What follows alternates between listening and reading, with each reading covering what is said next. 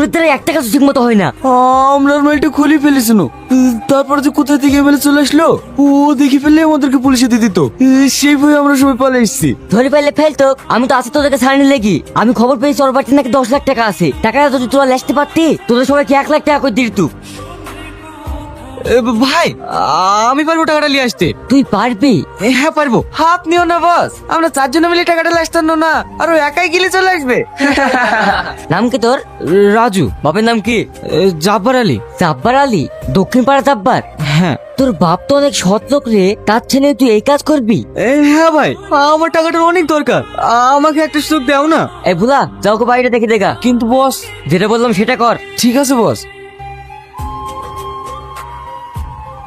মানতে হবে, তোর ওই বুকের ভিতরে কলিজার দম আছে। দেখ দেখ, দেখি কিছু শেখ। তোরা 4 জন মিলে যে কাজটা করতে পারিস নে, ও এক এক করে দেখে দিল। আমার পাওনাটা? হ্যাঁ হ্যাঁ, এই লে।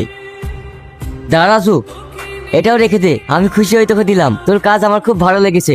ধন্যবাদ ভাই, আপনি আমার অনেক বড় উপকার করলেন। গো তুমি তাড়াতাড়ি বাইরে আসো। গরুকে দি গেল কালাম ভাই নাকি? তা জানিনি, হ্যাঁ আমি ঘর থেকে বেরিয়ে এসে দেখছি উঠোনে করে বাঁধা আছে। তুমি টাকা পয়সা দিয়ে এসছো নাকি? আমি অতগুলো টাকা কোথায় পাবো? আমি টাকা দিইনি।